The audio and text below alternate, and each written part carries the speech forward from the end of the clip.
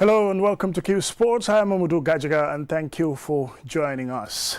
Today we're talking about volleyball because there has been a team that was suspended in the recent Senegambia Championship, and that team is the police male team. The reason why they're suspended, we will delve into that as we are joined on the line by the president of the Gambia Volleyball Federation. We'll talk to him for the suspension of the team for a year and also even a fine. We'll be looking at the Gambia Football Federation First Division League game between Brikama United and Real de Banjul. Even though this game was held a week ago and should have been maybe a stale story, but the reason why we are going back to the story, there are events in the game, 3 red cards, and also controversial penalty claims, and as well as some other details about the game that we'll be discussing later in the show. Also, a greater look at the Gambia's First Division League in perspective as to how the league is going on, who is going to be the champion. We'll also be looking at the Gambia's national team coach, who is going to be the next coach of the Gambia. Is he going to be a Gambian or is it going to be a foreign coach? Recently, there was a short list, and in that short list, the interviews were made last Wednesday. We can confirm that. We don't know who actually the coach is going to be, but we can give you that detail that last Wednesday there was an interview that actually went ahead. And very soon, before the Gambia's next game, the coach of the national team will be announced. All that on Qsports tonight. But first, we're going to start with volleyball. Well, the Gambia Police First male volleyball team are slashed with a 1-year suspension from all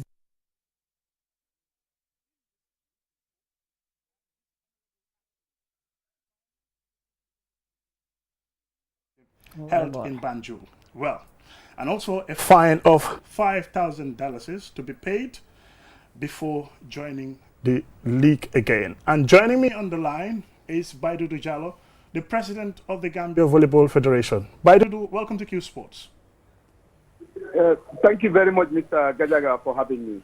And good morning to all the viewers on QTV. Yes, Baidudu, we've seen this suspension. We should have gone into greater details as to what the suspension is about, but so far, just to give into context, it mentions indiscipline and dishonorable behavior. First, what does indiscipline and dishonorable behavior mean in this context?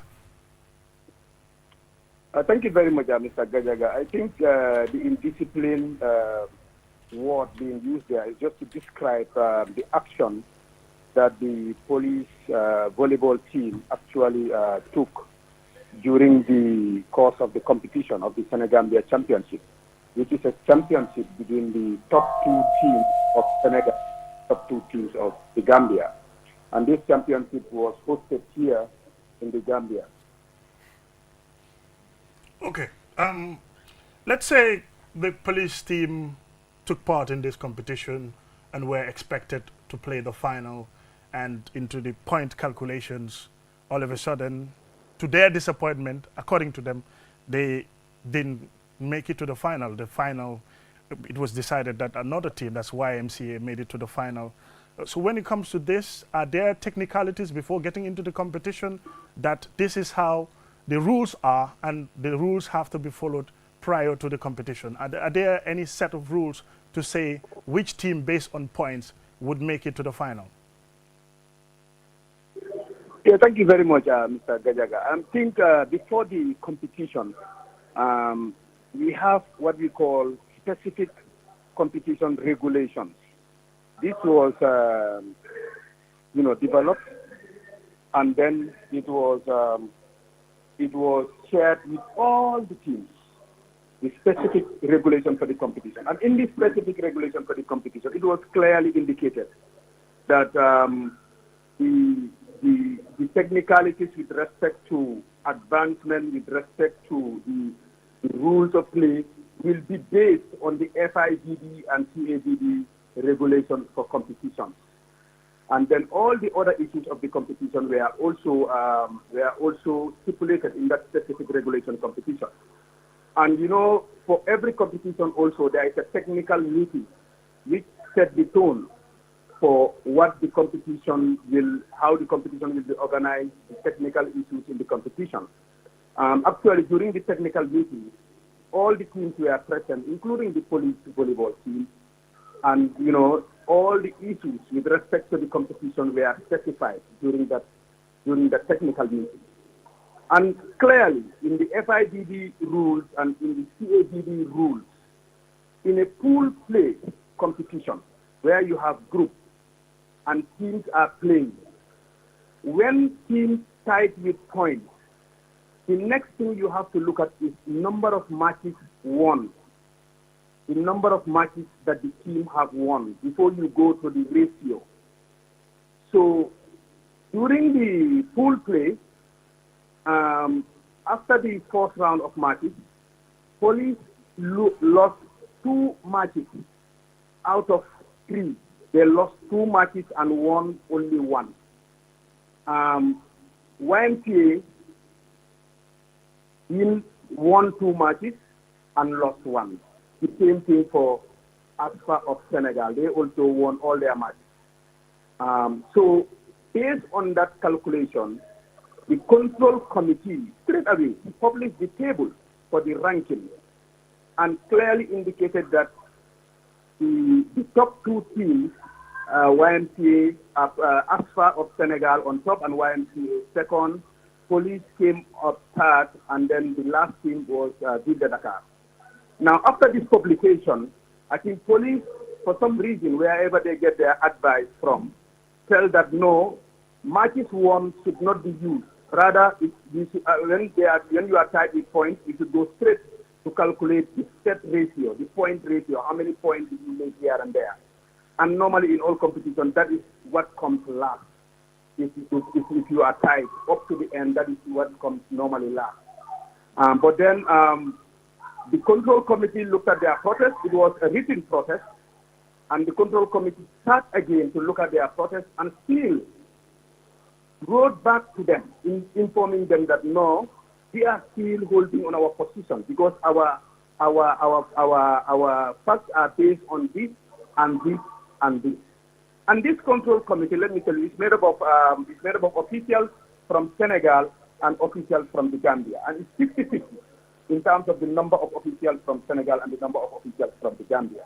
And these are executive members of Gambia Volleyball Federation and executive members of the Senegalese Volleyball Federation. And in fact, the control committee was even headed by a Senegalese. But the control committee actually agreed and then wrote back to them, informing them that no, this is the correct calculation of the pool rankings. And definitely, YMCA qualifies over police, given the number of matches that they have won. So this was the situation. And for some reason, there was no letter from police saying that they defy the results, they contest the results, and whatever. But then I can tell you most of the information that they needed to know. In fact, some of them have approached so many executive members to clarify, and clarification were given over and over and over to them. But for some reason, they decided that they will still come into the final and disrupt the final, even though the control committee, which we know their decisions in terms of competition is always final, have already made their decision and have communicated to them. So this was the situation, and the indiscipline issue really and all these other issues is because of the way that they occupied the court, forcefully occupying the court. Okay, Baidudu, let me jump in here. Sorry, Baidudu, let me jump in and here. At the same time, using a lot of language that is improper. Yes. And trying to play let me jump in here. Over the net here and there, and causing a huge disruption, and bringing the whole show into disrepute. So this is generally what my description of the whole case. Oh, okay. Normally, when it comes to disrupting play, we see it in football, we see it in other sports as well. If it is, let's say, erratic behavior, you come to the pitch with your players and say, no match is going to be held here because we are the legitimate team that should be playing in this final. So therefore, we are not leaving the pitch.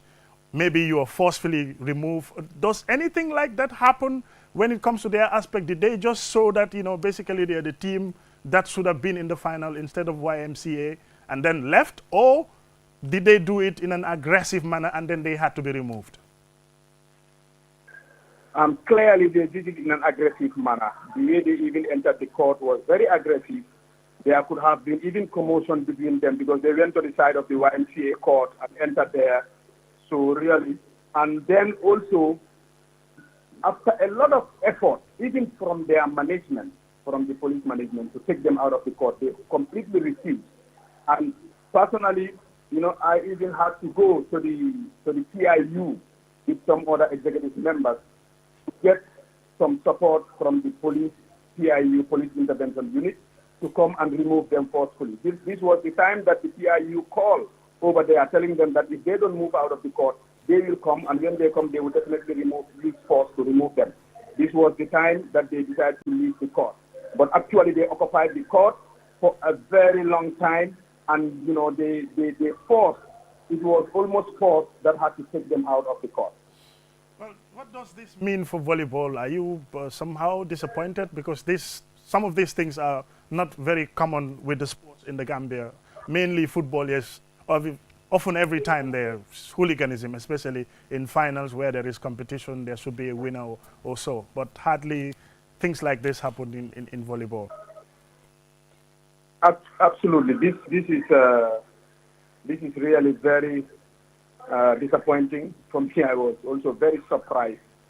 I never expected this behavior from this team, because this team is in fact the champions of our national championship, and they even won the beach volleyball championship at Palmarima. They won both the male and the female, and really their female team was in the finals and played a good finals against the Senegalese team, even though they lost.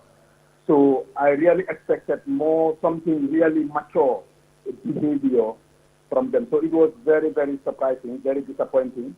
This is the first time, actually, we have witnessed this kind of thing in our sport. So it's really a low time for us in terms of behavior, in terms of the progress that we are having in the sport. It's the last thing we really expected. So for me, it's a disappointment. It's a big disappointment. But again, this is a journey. It's a sport, and sometimes you have to know that things have to go wrong. Things have to come this way. But at the end of the day, I think what is important is that what do you do? What do you do to correct this kind of things? What do you do to make sure that you deter teams and players from doing this kind of things? Because if teams feel that they can do this and keep doing it, I think it will just bring the game, backward instead of forward. So this is why we also start as an executive, and we deliberated on the matter, and we went on to apply the necessary sanction on the team. Okay, Baidudu Jallow, thank you very much for your time, President of the Gambia Volleyball Federation. Thank you, Mr. Gajaga. Thank you. That's Baidudu Jallow, the President of the Gambia Volleyball Federation. And now in the studio is the team that has been hit with that suspension for a whole year, a fine of $5,000. Some players or some officials individually suspended as well, in fact being named. Well, joining me in the studio is their head coach, that is Pasanu Seka, and also the head coach of the female team, that is Mari Wada. Joining me in the studio first, welcome. Yes, thank you very much, Mr. Gajaga. We feel very honored to be invited here to talk about volleyball, more especially what had happened in the just past Senegambia Championship. First of all, we will start where he started, by going by the rules. For me, I'm not new in the game. I have been playing this game since '97. I played the old rules. I play with the new rules as well. We also having the rules here with us. What he's saying, that the rule said when two teams tied with points, that they should go to match win. No, that's not the rules. We have the rules here. We can even show it to you and read it to you, loudly and clear. Both the French and the English. Secondly, what he's saying that the technical meeting, or the technical committee, or the control committee was headed by a Senegalese is true. But they bypassed that man. In a sense that we even have an audio, because when we wrote a protest that the decision that they took against us is not correct according to the scores. we write a letter. But when they responded to us, was very negative. That's the time we decided to go and meet the head of the control committee, which is Sheikh Fai. We go up to his room, we knock at him. He was having a shower, then we hold on. When he finished, he said, "Welcome, you can come in." Then we entered, we sat with him, we explained everything to him. He said, "Look, what we know, according to volleyball, is the rules that we are following, up to FIVB rules. And according to this, our table, what we calculated is you, the police, that are headed. So, but unfortunately, we don't know what we can do because it's the Gambians, they themselves. He even named some names that they said to him that they should step aside and leave us with this, which is not correct. I think if you selected somebody to head something, you should let that person to deal with that, not for you to come and supersede that person. So let's go back to the rules again. These rules, according to him, Baidodo, during our interview, he said, in conformity with the FIVB rules, that's the federation, that's the umbrella body that binds all of you together who are playing volleyball, and also the CIVB rules as well. That's the Africa Confederation of Volleyball rules. So looking at those rules, did they act according to those rules, or did they act against those rules in terms of the point system, the rankings? They didn't act according to those rules. Because what the rule said is that when two teams tied on points, the next step we should go is set scores ratio. If that one also is tied, you go to sets ratios. But according to them, according to the table that they sent on all their platforms, even the set scores, their calculation was totally wrong. We were supposed to score set win 266 instead of they give us what 119, which is totally wrong. Okay, let me turn to Marie now. Marie, in terms of the behavior that they've talked about, coming to the pitch, claiming that you are the legitimate team that should be in the final, not YMCA, and all that. Normally in sports, when you're doing the protest, you write an appeal to say we do not agree to the rules or the regulations that you've stipulated, stripping our team of the opportunity to play in the final. We are not in agreement with it, but basically if you want to use force, there are consequences when it comes to that. Thank you very much, Gajaga, for having us here. We are very much delighted, to be here on this wonderful show, to express our dissatisfaction and our surprise that the Federation has acted in this manner. To be candid, he is our president, and to be honest too, I don't expect him, to report in this manner. We are a honorable institution, a disciplinary institution for that matter, and we will not allow our players to do a disciplinary act as he has alluded right now. I believe it is the civilians that will do something wrong and we come to correct. Because the reason why the male team came on the pitch was to show the general public and everybody that was present that the control committee or the federation, I'll say the federation, I will not take this responsibility to the control committee, because the control committee is the committee responsible for the organization of this competition, but they were 100% sidelined when it comes to this decision. Why did you guys jump into that conclusion to say, okay, this decision came maybe from the Gambian perspective side of things? Yeah, because that is the fact. Because as Sanu has rightly said, we've gone through all efforts to show them that we have qualified based on the ranking rules, because that is what the ranking rule says. When teams are tied on points, you go to set scores. And if you look at the set scores, we were equal on set 1. YMCA won 6 sets, we won 6 sets. When you go to set loss, YMCA lost 7 sets, we lost 6 sets. Number one, at that one has already qualified us. Okay. Right? That is when you are tied in points, you look at set scores. Now, when you are tied in that set scores, now you go to set point ratios. Therein, you calculate all the scores, all the points that you earn during each set and each match. And then you have the divisions of that gives you the ratio. This is the calculation of it. In fact, the table that they presented, that is the table that they presented. That is the wrong table. We went back and do our calculation. This should have read. This should be the correct table. This is the calculation where this table is derived from. The rule is here in front of us, Gajaga. I have sent you the rule. You must exhaust the rule before you go to matches won. If you exhaust the rule now, you go and look at the two teams that have played, and then look at the number of matches win. If the rule was exhausted, still we are tight on set score, set points. Now go back to the matches won. But instead, they started at matches won.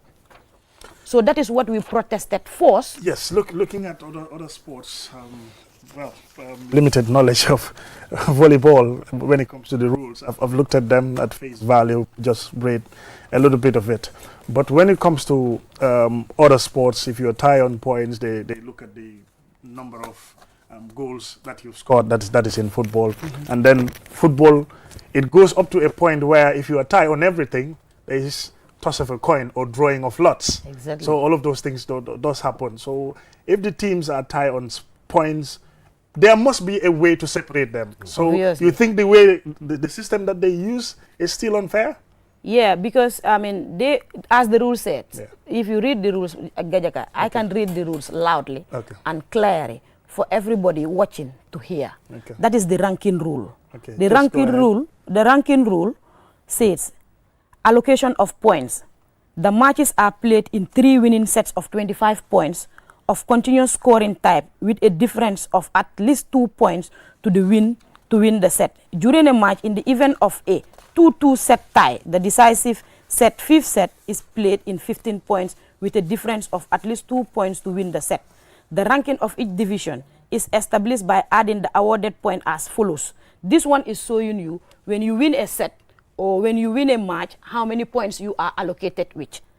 So, but then, what happened, you go to 1B, it will say, in the event of a tie of points in the ranking, to decide the team with the same number of points in the ranking at the end of the phase or at the end of the season, we will resort to ratio of numbers of set won and the number of set lost. Not much win. This is where they fail to come in. See? So now, which is quoted indicated Q in the ranking over the entire competition on the phase depending on the case. In the case of a tie, we will resort to the ratio of the number of points won and the number of points lost on all the set of the entire competition. This is the rule where we are banging on. That's where the set ratio thing That comes is where in. the set ratios come into. But I am very disappointed on the issue that he said they use force to remove us from the ground and the PIU was consulted.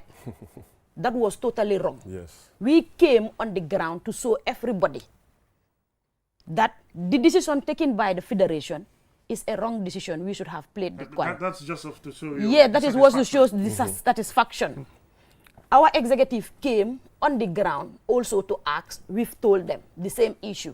Even the secretary of the club is given an indefinite suspension on reason based known to them. We don't understand. And Later on, the boys dispersed and went upstairs, allowed the final to go. The final completed during the awarding ceremony. That is where the punishment started. They forfeited, denied us the final, forfeited our 3rd position, and give it to the team that took last. But isn't that the reason because of your protest? Because according to him, that you came to the ground. I must tell you you kind of invaded. That is the only way. That was the only way, to my perception, for the boys to show the decision that have been taken. Because after all, if you do not do that, nobody will know what happened. But you could have still gone on to write a protest letter. We've written. You've written earlier. We've written earlier. And waiting for a response. They've responded us. Yes. They are still sticking on their decision. So now, you cannot be writing back and front all the time. So that will be the end of the show. They have responded. That will be the end of the show. Because during the past, that's what has been happening. When they take a decision, you protest, they will reply to you. That's the end of the show. Okay, let me come to Sanu. Sanu, when it comes to sports, we all know, yes, when you been hit with maybe a particular decision and you're not happy with it, you've wrote an appeal and then back and forth. But even still, you still engage them civilly. But when you guys went to the court, even if you didn't push, maybe you didn't beat anybody, you didn't say that the match is not going to be played and things like that, you know, obviously there would be consequences. Did you talk to your players? Did you told them that, you know, basically, none of you should misbehave or do anything, something like that? And do you know that at the end of the day, something like this would come out of it? Yes. Yes, we were expecting this. We were expecting this. And you still went ahead with yes. your... And let me tell you one thing, Gajaga. When we wrote to them our appeal, it's only one person that took this decision. He himself is the one that read the letter, called the admin secretary, and tell him what he should do. I think when an appeal came from a club or a team to a federation, I think you should have sit as a body. And yes, normally they call it, is it disciplinary committee or something? Committee, Yes, or control committee. Or, Okay. or the control committee. Case, they have to sit and talk about it. But no, they did anything. It's only one person that took this decision and tell him that. So you are alleging that it's a one-man decision? It's a one-man decision. And still is a one-man decision. Ah. And when coming to talking to my boys when they entered the court, I tell them, come on boys, don't even touch a ball. Let's just come and start in front of them. We protest. And I think if somebody come to protest, you as a president, you have to come down and ask them what happened. We will explain ourselves that.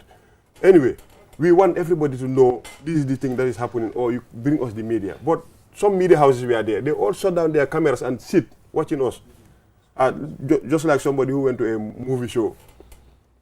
And we didn't disrespect anybody. We didn't even talk to even none of the federation member. We were just standing there, talking to our heads, because they themselves, they even came to the ground. We explained them what happened. But for them calling PIU and we had that PIU are coming, then we leave. No. We are police officers. Trained police officers. Trained police officers, well-disciplined police officers.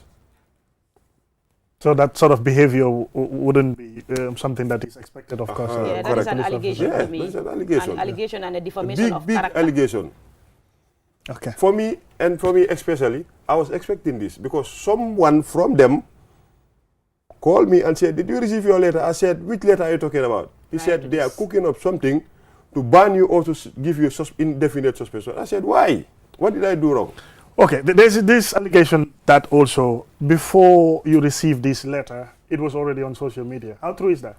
Yeah, it was already on social media. That is the fact. And that is the most disrespecting part of it. We are a noble institution, like I rightly said in the beginning, and we are an institution that should be respected, even if we are not a security institution, but we are a stakeholder in volleyball.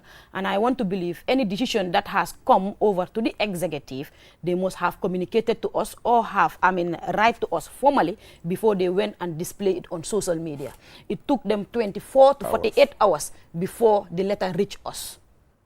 So it was text messages on social media that we were seeing all the time, but we took our time and then waited for the letter to come. After 24 hours, the letter did not reach us. We reacted also on our Facebook page. So later on, the letter came, so we replied and then paid the fine. And the most worrying part is it's our game, really. We are growing, and I wouldn't dispute the fact that we are really growing and they are also really trying. But then for the fact that the game is growing, I think our body also need to grow in the simple fact that the executives has no right to make certain decisions. In fact, when we were writing the appeal, we were thinking where to address the appeal because there is no appeal committee.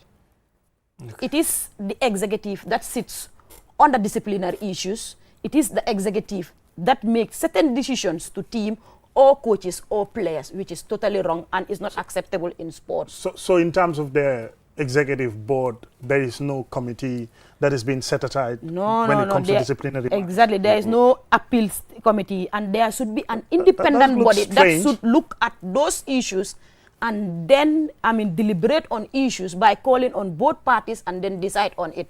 But if the executive sit on a decision, decide on it, a team will appeal on that decision. It will be the same executive body that will sit over that decision. Do you think that executive body will deny on the decision that how did that happen? Because normally, as members, as stakeholders, you're the ones who vote these people into office.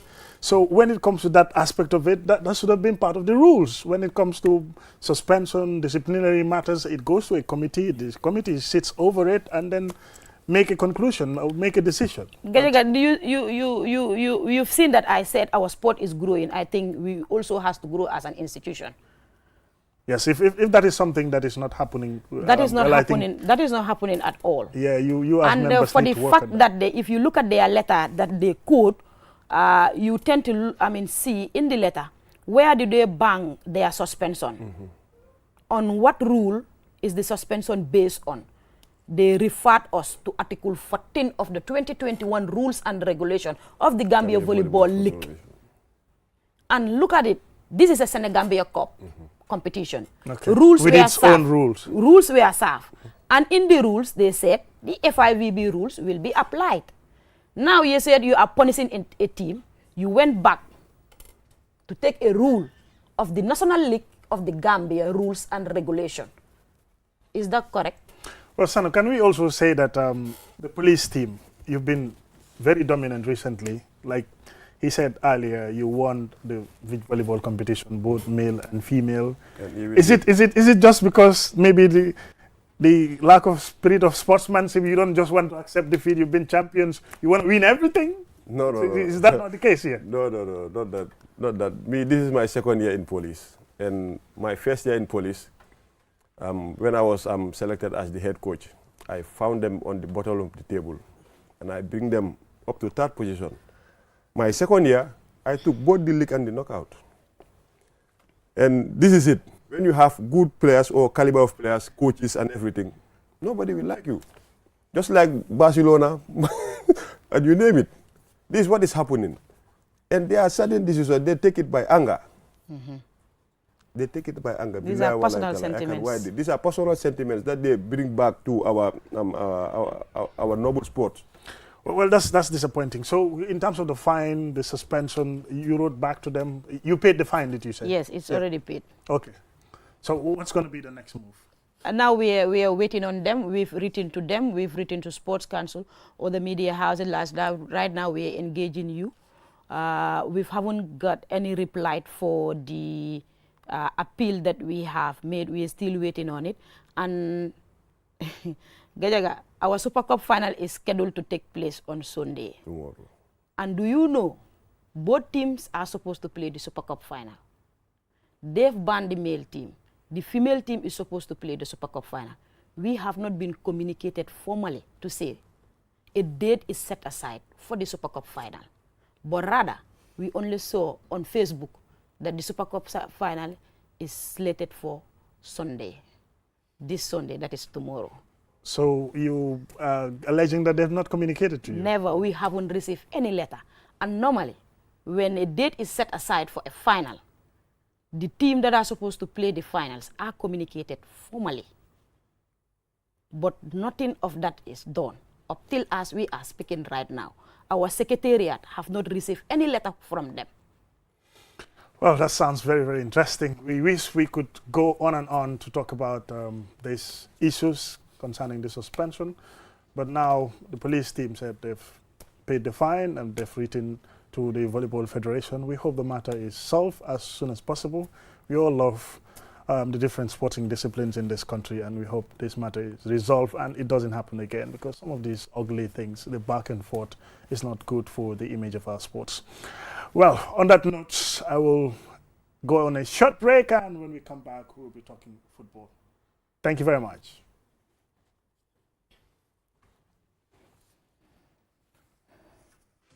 yaa ko laajte Qcell jox la ko yokkute am na ci suñ promo bu bees bii di suñu bundle mega promo léegi mun nga dugga si internet bi si noo ko buggee ak num gën a yombee jëndal suñ data bundle package boo bugga te nga am si wàññite bu màgg dialal star 303 hash pour nga mun a jëfandikoo internet bi si network bu gën a yaatu jëndal 20 megabytes data bundle léegi si juróom-ñaari dërëm ak genn wàlla bu dul loolu nga jënda biga bundle lu dem ba 20 gigabytes waaw dégg nga ma 20 gigabytes data bundle ak suñ mega promo bundles bi mun nga jëfandikoo internet bi waxtaan si lu yàgga ñu jokkale la saa su ne fu ne pour am si lu leer mun nga call Qcell customer care si 111 Qcell ñoo xaali yoon bi ñeneen toppa lii dafa ànd ak sarta yuñ tëral.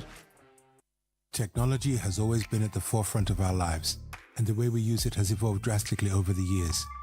With the advent of 5G internet, we are entering a new era of technological innovation that promises to transform the way we live, work, and play.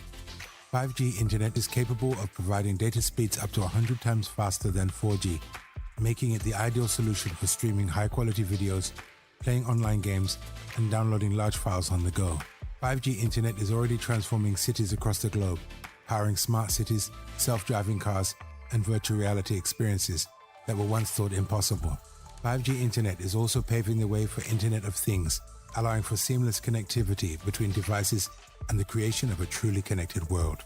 For the first time in the Gambia, Qcell is bringing tomorrow's technology to you today with the launch of Qcell 5G Internet. Get ready to experience the out-of-this-world wonders of Qcell's 5G Internet. For more information, call 111. Qcell. We innovate, others follow.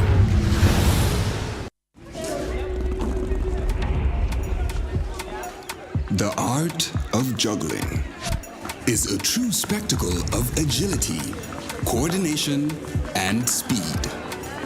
A symbol of progression, precision, and mastery.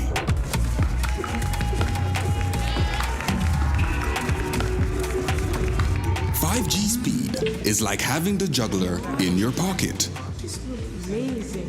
With lightning-fast download and upload speeds, you'll easily be able to juggle even the busiest workdays. Whether you're a busy entrepreneur, a creative, or just someone who wants to stay connected. Juggle your tasks with ease with Qcell 5G speed. The future is here. It's fast, reliable, and efficient. First brought to you by Qcell. We innovate, others follow. Qcell mooy suñu boss. Qcell mooy suñu boss. Qcell mooy suñu boss. Soro. Go.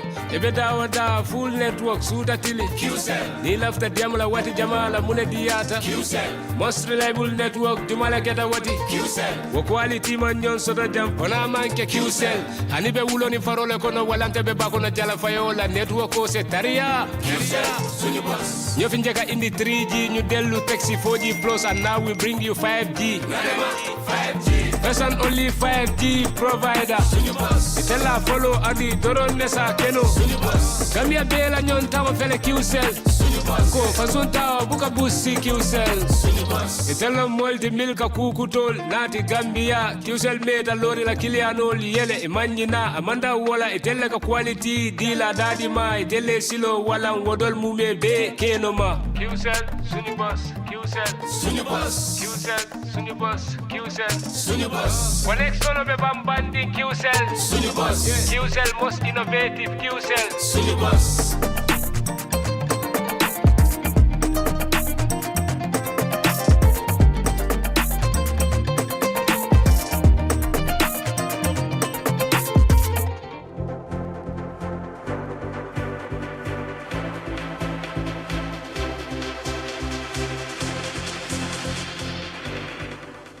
Welcome back and thank you very much for joining us. This is Qsports and I'm Mamadou Gajaga. Now, straight, let's get into matters about Gambia's league football.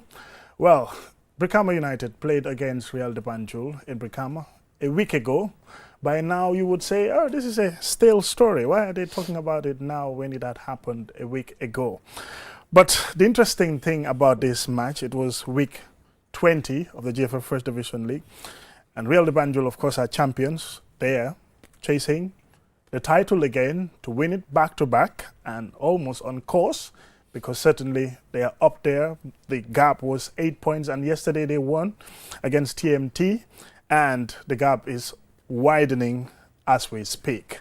So they played against relegation threat in Brikama United, because Brikama United were languishing at a very, very precarious position in the table. But with this 3-2 win, they've come up a little bit, at least moved 2-3 places up in the table.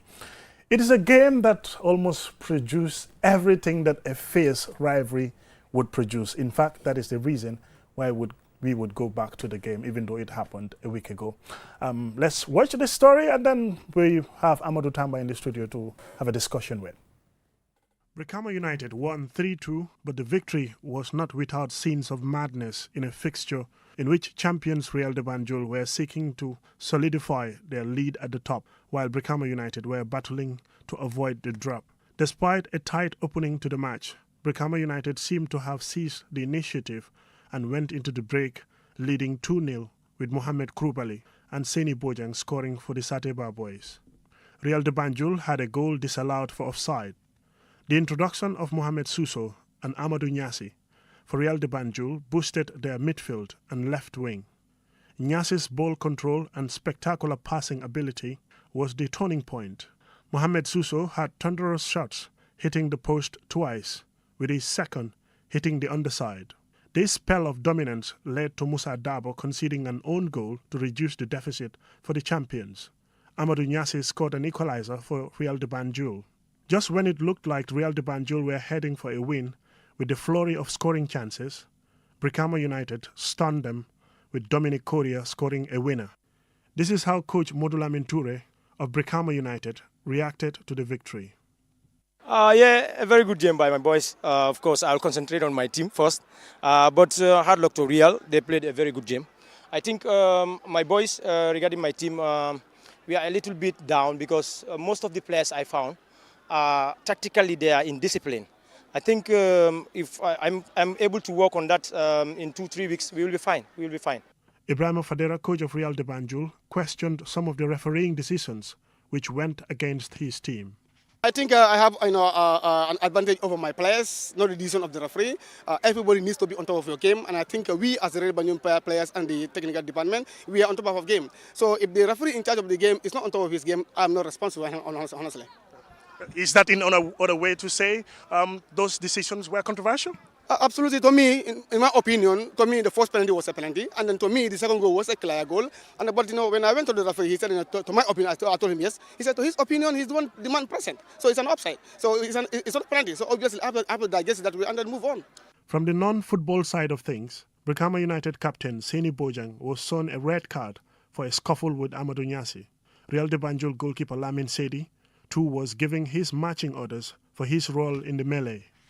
Despite the defeat, Real de Banjul remain at the top of the standings on 42 points, 8 points ahead of Fortune FC, who were held to a 2-2 draw by Team Rhino in their Week 20 fixture. Brikama United moved. Yes, very interesting there when it comes to these two teams, Real de Banjul champions, Brikama fighting for relegation. Eventually they won 3-2, but not without talking points in the match, especially the 3 red cards, and one of them was to a technical officer of Real de Banjul. Well, our apologies to the coach of Real de Banjul. His surname actually is Jata, not Fadera. I don't know why Fadera comes up in my head. Amatramba, you were there. We watched this match together, and lots of crazy scenes that happened. Is it good for football, or is it just basically it looks ugly when you see it on TV? Well, thank you very much, Gajaga, and a very good morning to the viewers. I think what we've seen, I would say, especially the scenes that brought about the red cards, it's absolutely very ugly as far as Gambian football is concerned. I don't think we should go to a level of seeing this in our game. But on the other side, when you look at the competitiveness of the game and the goals and the scoreline at one point and the scoreline at the end of the game, it was absolutely very, very good for Gambian football. And absolutely, I loved it. I was very much entertained at the box bar that afternoon. But the bad side of it was the red cards and the manner in which players came together. And even after the final whistle, it was absolutely very bad. And I think Gambian football, we should absolutely graduate from that.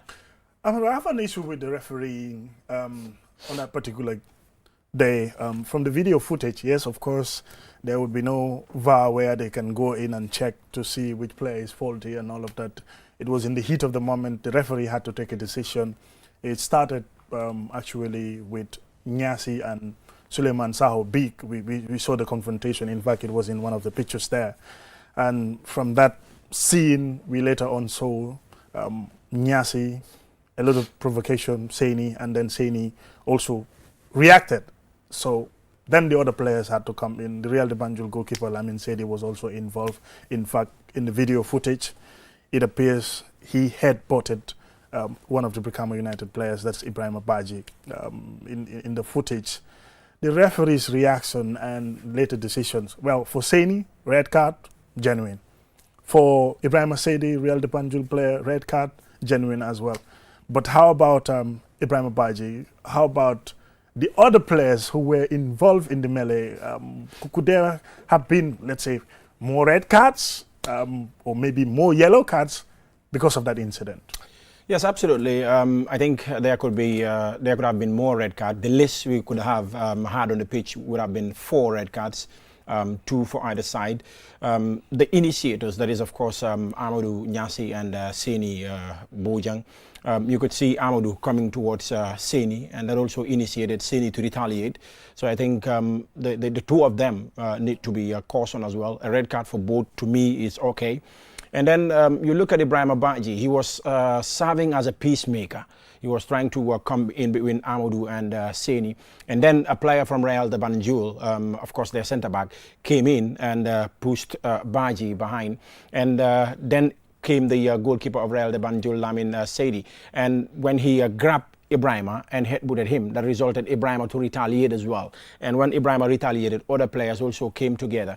And I think this is absolutely not good for Gambian football, because you look at where it all happened. Amadou Nyasi was a former player of Brikama United. So no matter what happened, this were your teammates back then. There needs to be that mutual understanding. There needs to be that respect between you. Even though every player wants to be on the pitch and win for your team, but absolutely there needs to be that mutual respect. We have to know that after the 90 minutes, we all go back to our respective communities. We all sit together. We all chat. So it's absolutely very good for players to have that mentality and know that it's 90 minutes pitting the two sides. And after the 90 minutes, we all go back to our respective compounds or our respective neighborhoods to sit and chat. But I think if I was the referee on the day, I think the list I could have given is the 4 red cards, 2 for Real and 2 for Brikama United.